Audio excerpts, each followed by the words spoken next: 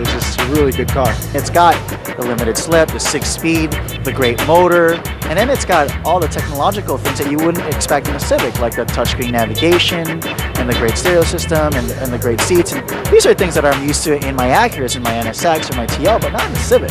This is actually the 20th anniversary of the SI in the US, and a lot of the enthusiasts in the US have always felt deprived. There's always been a better SI in Europe or something cool in Japan, but finally I think we can say we have the best Civic Si in the US, and that's a first, and it's a great way to mark the 20th anniversary of the car.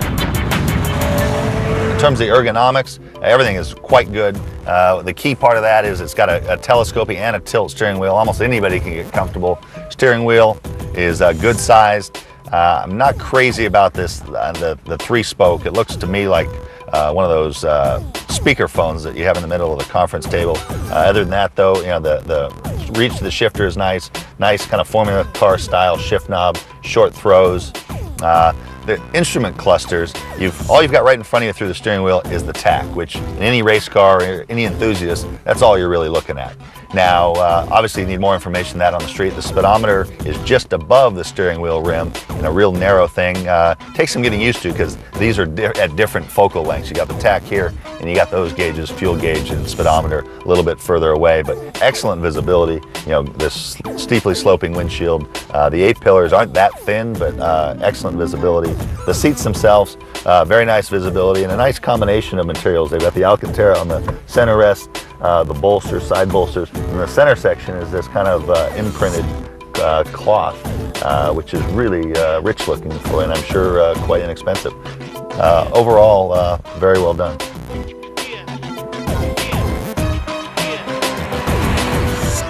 At the end of the day, it's not what the marketing materials say, it's not what critics like me think.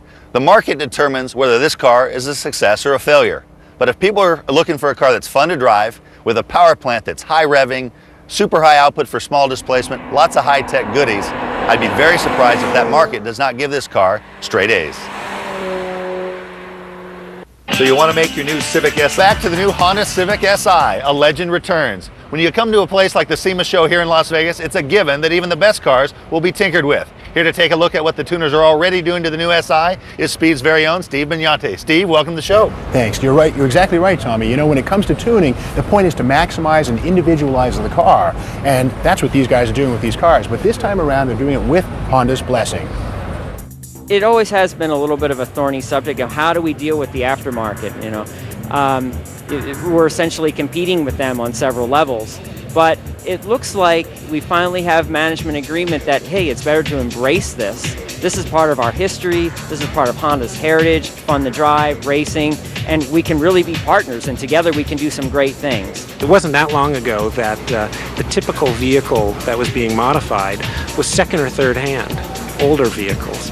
Well, that's all changed. It's brand new cars and trucks. Consumers want to personalize their vehicles. They want to enhance the functionality, styling, or performance.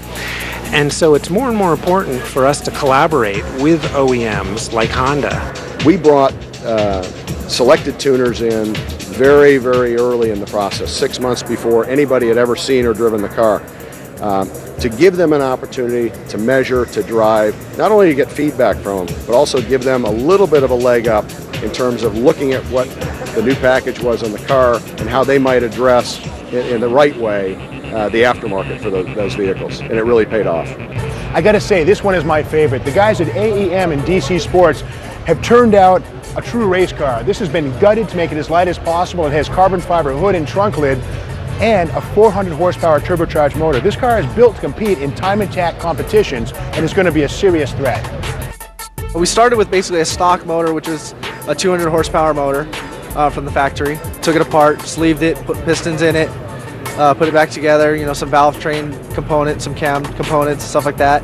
And then built the turbo manifolds, downpipes, all that kind of stuff, bolted the turbo on, and then just started tuning it, and we ended up with about 400 horsepower at 14 pounds of boost.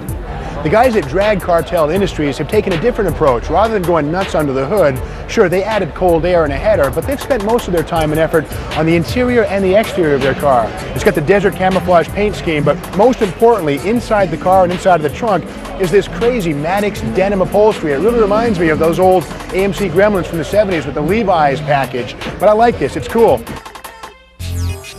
This is a fascinating car. This actually is sort of like a crystal ball. It shows you future product from the Greddy company. These guys actually have created a prototype turbocharger system that's shown on this car right here, and sometime in the not too distant future, you'll be able to buy this for your SI.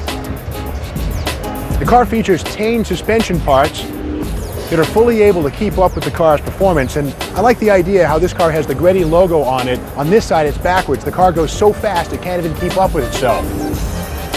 Proving that the inside of the car is just as important as the outside, the guys at A&L Racing equipped their Honda with some Sparco seats and a Sony Explode stereo system. Now outside of the car is a chrome look paint scheme, which is really kind of cool. It's a two-tone deal. And on the back of the car, what they did is they put on saran wrap on the wet paint and they peeled it off slowly, and that left this mottled appearance. Really trick.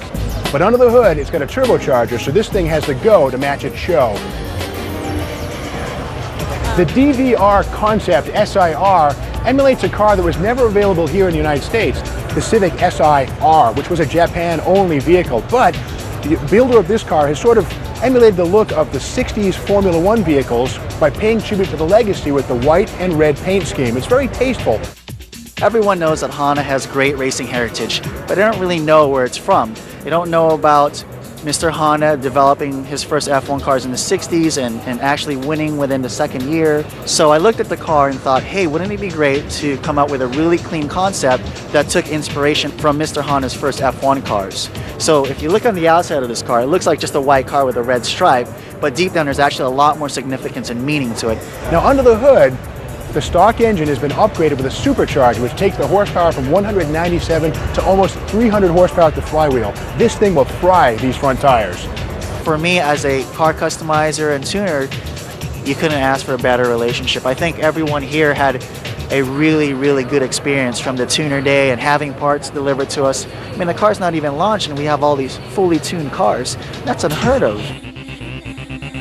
When we return, some media get their hands on the Civic Si on the autocross course. A new Civic Si, a legend, returns.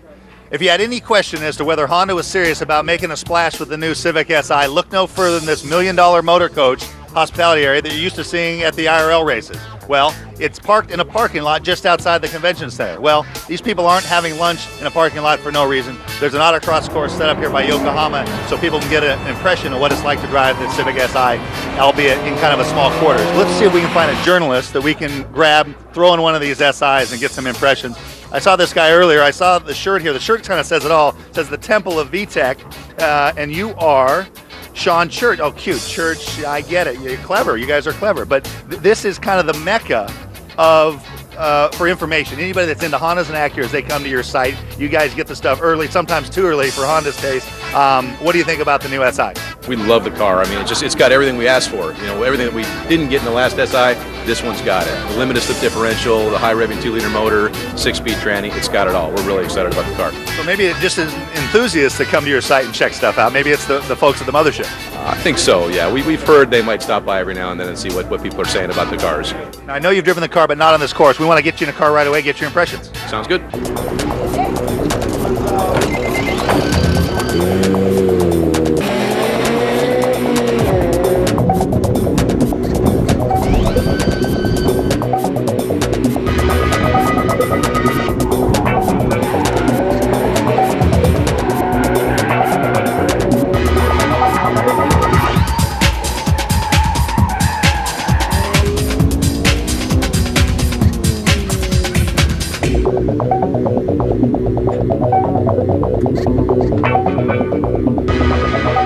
Regular Jensen Button out there. I wish.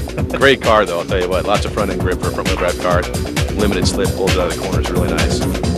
Now, the old car wasn't that big a hit with the tuners. What about this car makes you think that it will be? The power, for one, that 8,000 RPM red line, 6-speed tranny, and that limited slip. I tell you what, that's something that you just can't get on most front-wheel drive cars, and something most people didn't even bother to do in the aftermarket. Now you get it from the factory. It's awesome.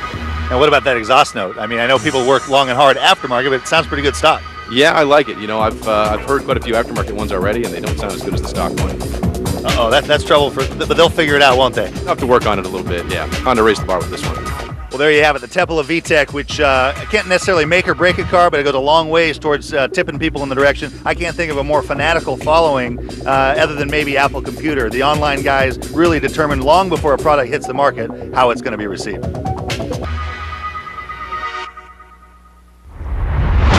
So there it is. With the new Civic Si, Honda has firmly reasserted itself as the undisputed leader in the sport compact market, a scene it single-handedly created 20 years ago.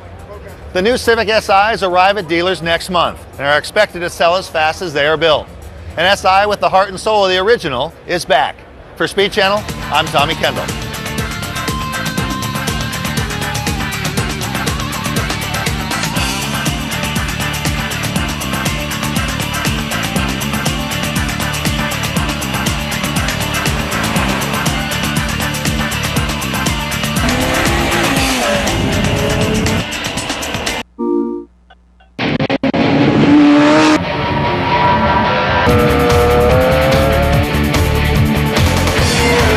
In the world of racing, the name Honda stands for relentless dedication to winning. Whether automobiles or motorcycles, the